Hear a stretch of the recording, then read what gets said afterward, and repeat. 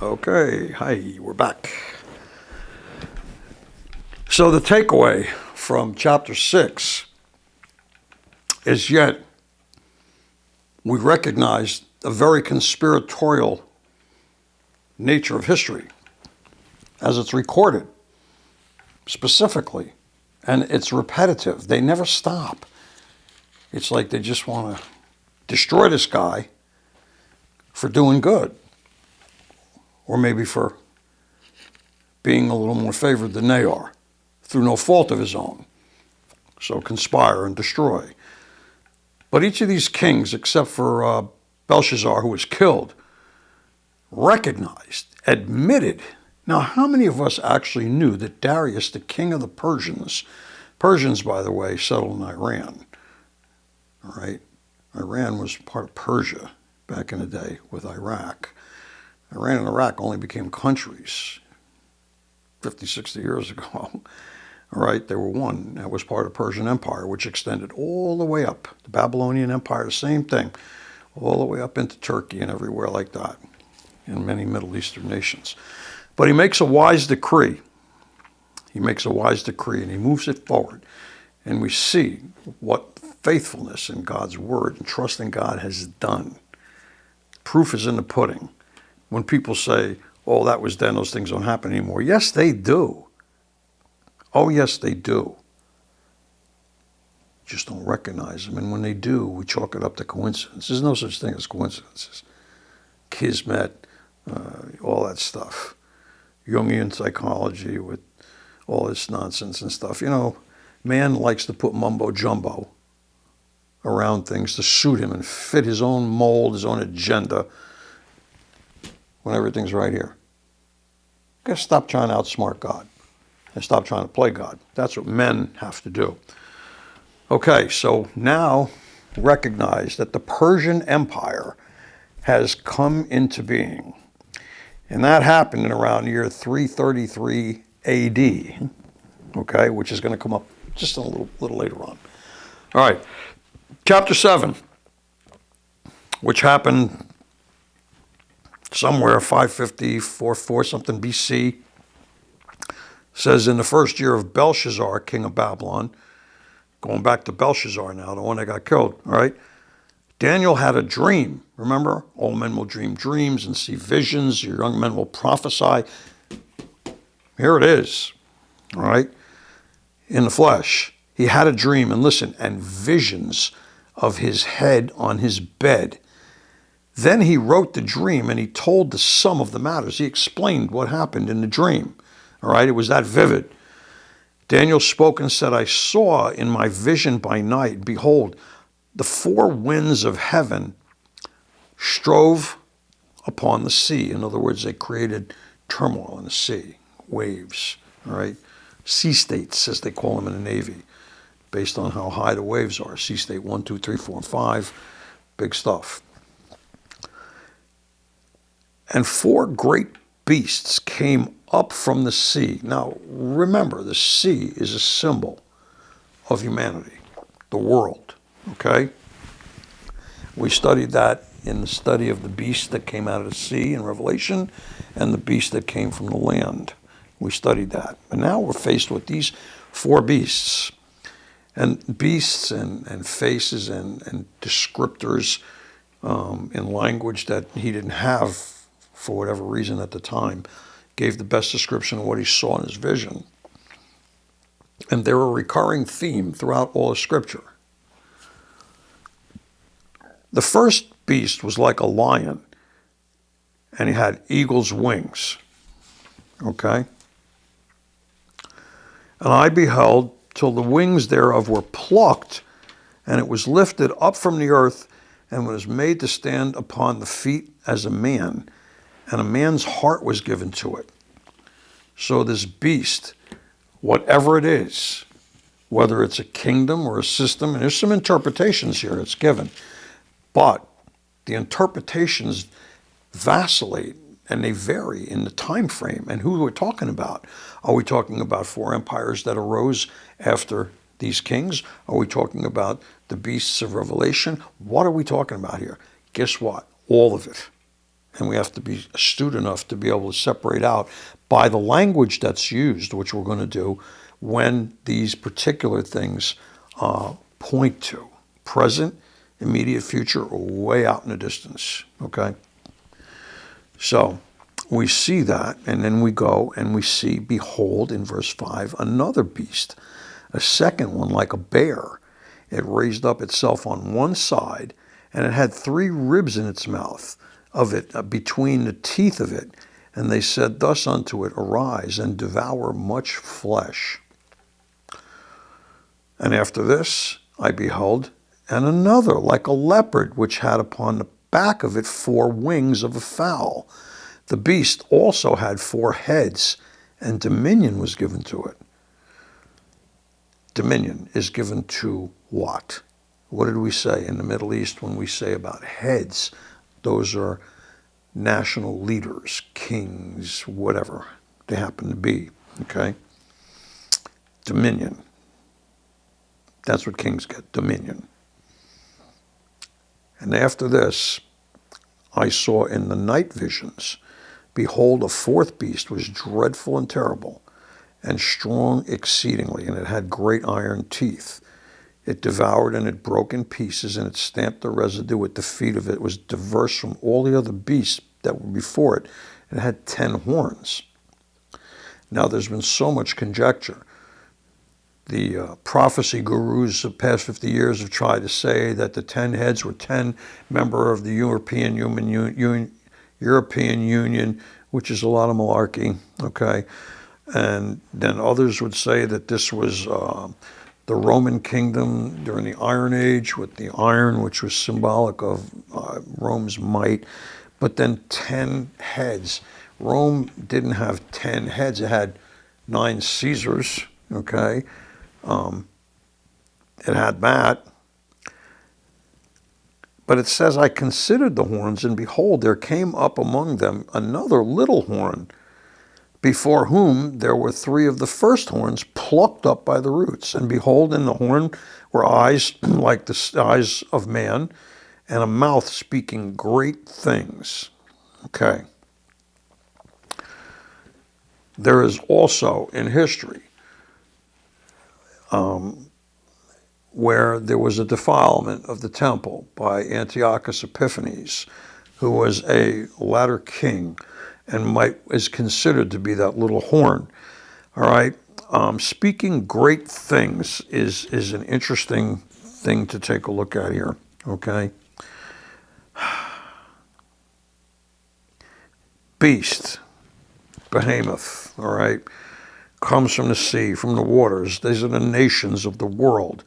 So when I see different horns, another beast, something being plucked up by its roots, the eyes of a man, someone that speaks great things. Now, Antiochus Epiphanes may or may not have done that. I don't know what he said. I know he's a bad guy, and he caused, as we learned, and when we studied Daniel before, he had a violent rejection of the temple sacrifice and what went on in the temple. The words are different when it says it caused him to cease in the middle of the week. They're talking about the Messiah in one case, and they're talking about, these bad guys in another case. And then, curiously enough, after seeing these beasts, Daniel says, basically he's talking about now the Ancient of Days. In verse 9, he says, I beheld till the thrones were cast down, and the Ancient of Days sat down. His garment was white as snow, and his head was like pure wool. His throne was like a fiery flame, okay? And his wheels are burning fire. A fiery stream issued and came forth from him. Thousands ministered to him. So now he's gone from earth. He's seeing a vision, a heavenly vision, all right, of the heavenly hosts. He sees these beasts and the heavenly hosts. Beasts, hosts. It's the same profile of Revelation. The beast, the heavenly host, the thousands upon thousands clothed in white, okay? 10,000 stood before him. The judgment was set and the books were opened. What books? Oh, the books that were shut up when we were told in Revelation. So now he sees in the future that these books are going to be opened, and they were. But who did it say? Only the Lamb of God. Only he could open the books. It's the same book. So we see that not only is Daniel talking about possibly these kingdoms of, the Persians, the Greeks, the Romans. They came after the Babylonians for kingdoms like that. Kings, different potentates. But in truth, okay, if this is future, all right, and the man of sin, what we told about, the guy, the false prophet, is going to speak great things and do miracles even, all right? And these horns, 10 horns, well, I can tell you that of the 13 or 14 nations that comprise the Middle East, 10 of them are wrapped up in all of this stuff. Iran, Iraq, all right, Syria, Lebanon, Jordan, Saudi Arabia, Turkey, on and on. Could be that there's those 10 nations that configure at the end to come against Israel. Remember, this is all, in the commercial sense of the world, it's all about energy and oil and riches and wealth, all right, and conquest and power. For these religious beasts, it's all about the destruction of anything related to Christianity or the Messiah, okay, including the Jews, which we see every day. So he sees this, all right, and he said, I beheld then, because of the voice of the great words which the horn spoke. See, somebody comes up amidst that horn, those 10 horns, there'll be at least one leader. And I think it even says that they're going to pluck up 3 of those roots. So of the 10 nations that would have came against Israel, now we're left with 7 and 1, all right? The one is the mouthpiece. They like to say it was Antiochus Epiphanes, and it could have been. But this directly relates way out in the future to Book of Revelation. Then times, soon times, end times. That's thematically how Daniel's developed. So, count those nations. Turkey, Iran, Iraq, Jordan, Lebanon, Syria, Saudi Arabia. That's 7 and 1 more. It's right here. Yet to be destroyed. And I think it's Cyprus, by the way, with Turkey being the small horn. Because we talked about those nations, which are being configured right now. In Barron's and Forbes magazine about 3 or 4 weeks ago, as I told you last week, there was an article that solidified the burgeoning and growing interdependency and alliance between Russia, China, and Iran. And Iran and China have been partners, trading partners, 1,200 years. And here comes Turkey. Giddy up. That's the 4th piece. So without being definitive and saying it is exactly this or that, because we really don't know. Because he actually, at some point, says to Daniel, shut this book up. Shut it. That's enough. We didn't get there yet, but we're close. So anyway, it says the judgment was set and the books were open. And the voice filled, listen, I beheld, this is why I don't think it has to do with Antiochus Epiphanes or anything else going on back then. I beheld because of the voice, the great words of the horn, and I beheld even till the beast was slain and his body destroyed and given to the burning flame. That's entirely consistent with Revelation, not the invasion of Antiochus Epiphanes and what he did in the temple.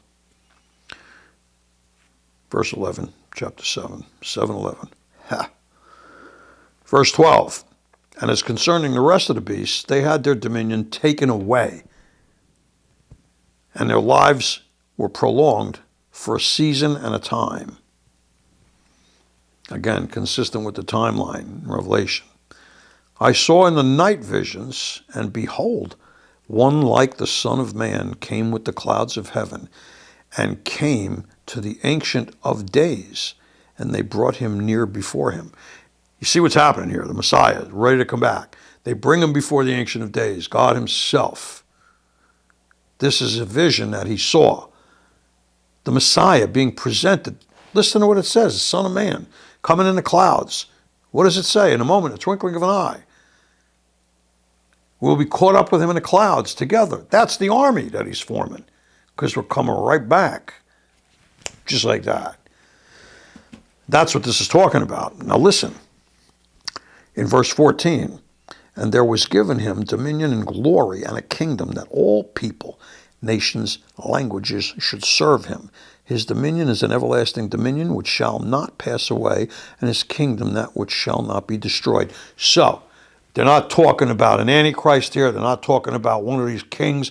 Those beasts relate directly, yes, to the kingdoms that we talked about, symbolic of the evolution of man's empires, his own glory. And then he's looking at far out and sees the Ancient of Days. He sees what's coming. He sees the Messiah being prepared. Now, here comes the interpretation of the four beasts. I, Daniel, was grieved in my spirit, in the midst of my body, and the visions of my head troubled me. All right? I came near to one of them that stood by, and I asked him the truth of this. So he told me, and he made me know the interpretation, of these things. These great beasts which are four kings which shall arise out of the earth. But the saints of the Most High shall take the kingdom and possess the kingdom forever, ever, forever, and ever. So yes, these kingdoms came out of the earth soon after Daniel, but remember, Babylon was one of them. So why would he show him a kingdom that already was past? The Persians are now taking over here. Belshazzar is he's ready to be knocked out. This is it, Then I would know the truth of the fourth beast, which was diverse from the others, exceedingly dreadful, whose teeth were of iron, his nails of brass. They devoured and broke in pieces and stamped the residue with their feet. Sounds like Rome, but also sounds like one of the beasts in Revelation as well. But let's just keep going.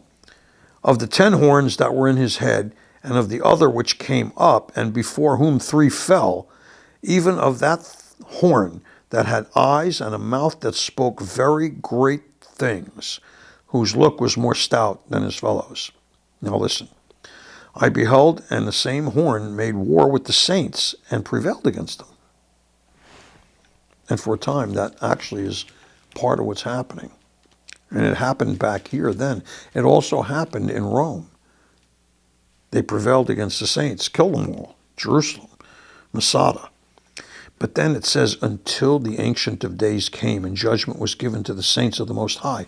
Now remember in Revelation, the chapter where they say at the end of the turmoil, it says these are the avenging of all those souls, and they're waiting to be delivered. It says right here, they're waiting. The judgment, the saints are waiting for the judgment of the Most High. And that's why it swings all the way back to Revelation again. And the time came that the saints possessed the kingdom. Well, when does the saints possess the kingdom? In the millennial reign with the Messiah, to rule and reign with him. We've studied this over and over again. And so you see the consistency of it all. We have to be on top of that. Okay? We have to be on top of that. There's just so much. We get into now the interpretation of the fourth beast. Here shall be the fourth kingdom upon the earth that'll be diverse from all kingdoms. It'll devour the whole earth, and it'll lead and shall tread it down and break the earth into pieces. Well, Rome didn't do that. And right now, we don't know which beast will do that. The ecclesiastical beast of that Middle Eastern religion that wants to take over the world, or this New World Order government nonsense with the Chinese and their gang wanting to take over the world, or the Richies that, want to rule the world. It's all crazy, but it's right here. And the 10 horns out of this kingdom are 10 kings, like I said before, that shall arise. And another shall arise after them, and he shall be diverse from the rest. and then he'll subdue those other three kings. To me, this has nothing to do with Rome, Greece, Persia, not back then.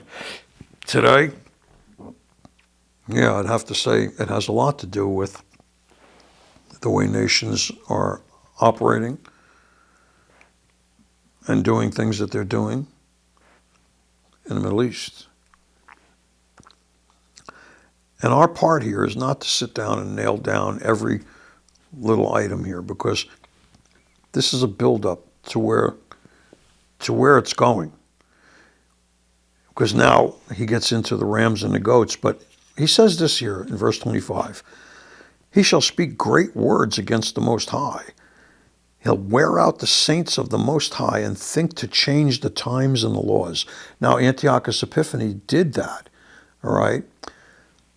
But it also happened later on. Now, when we talk about changing the times and the laws, all right, Antiochus was defeated by the Maccabees in 164 AD, all right? Knocked out, done, see you later, alligator.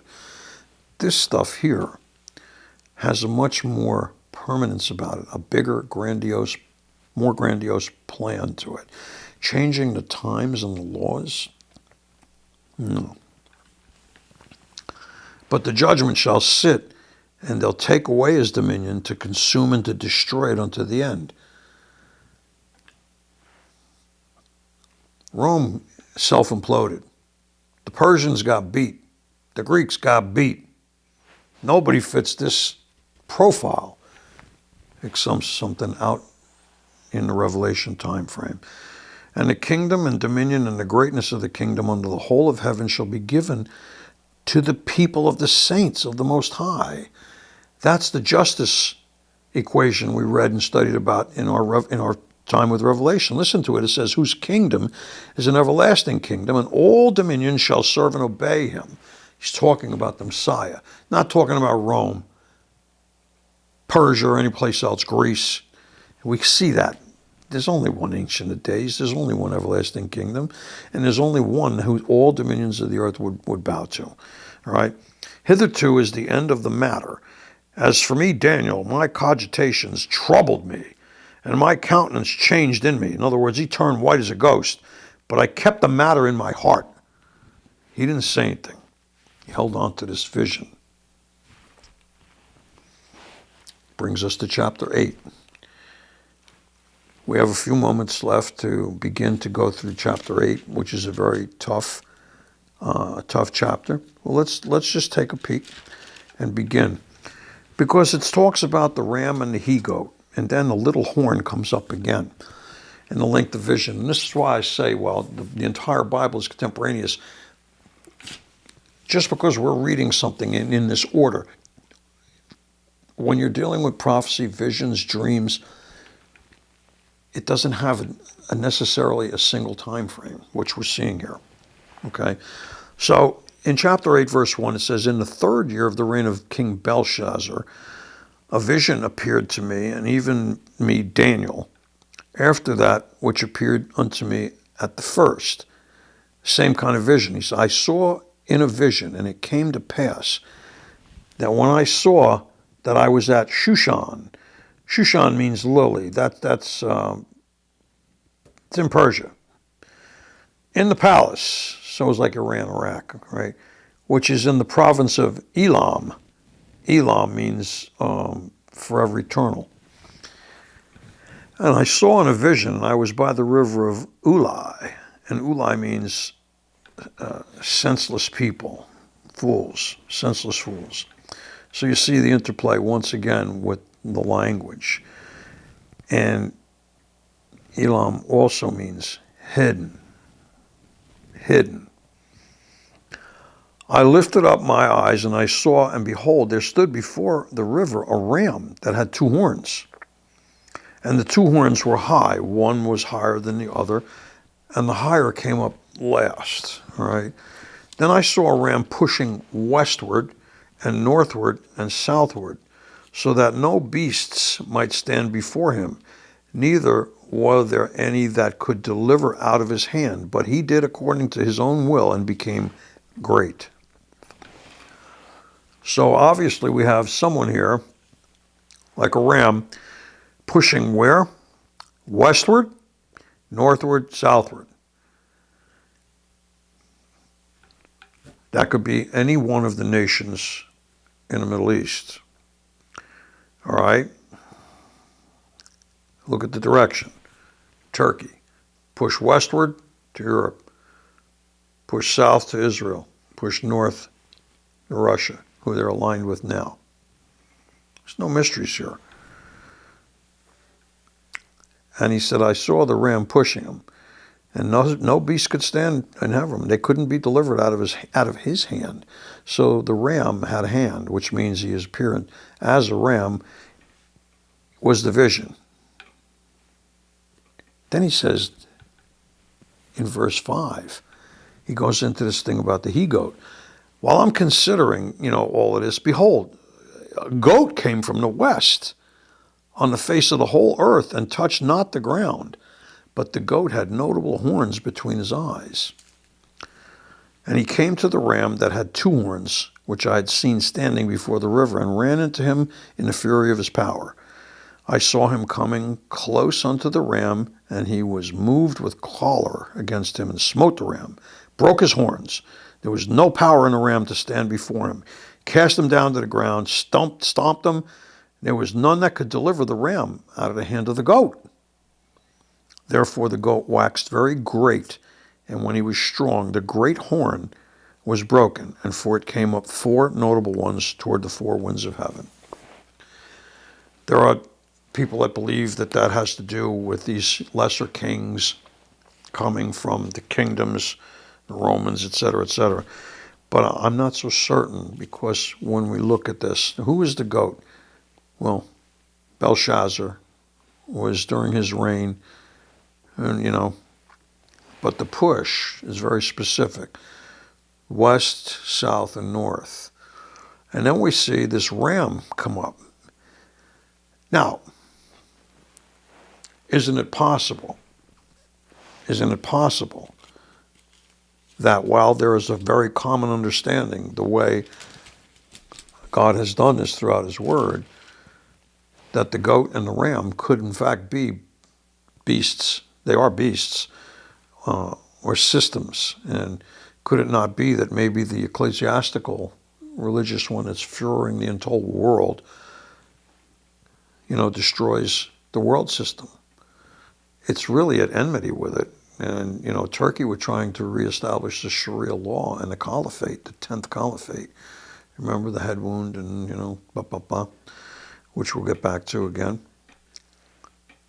This could very well be a picture in a vision of those 2 beasts, the world governance system and the world religious system, butting heads, one destroying the other. But then all of a sudden the little horn comes up again. We're right back to the little horn. And out of one of them came forth a little horn, which waxed exceedingly great. Where? Toward the south, toward the east, and toward the pleasant land, Israel. Okay? And it waxed great, even to the host of heaven. It cast down the host and of the stars to the ground and stamped them. So now we're in a spiritual sense. Yet he magnified himself even to the prince of the host, and by him the daily sacrifice was taken away, and the place of his sanctuary was cast down. Now, that relates definitely to Antiochus Epiphanes, but the place of the daily sacrifice, see, that was the big problem there. The end of the daily sacrifice, by reason of transgression, not the perpetrator, but Israel's transgression, okay? And it cast everything to the ground. It cast the truth to the ground, and it practiced and it prospered, okay? A host was given unto him against the daily sacrifice. Remember, God creates kings and he stomps them, he takes them down.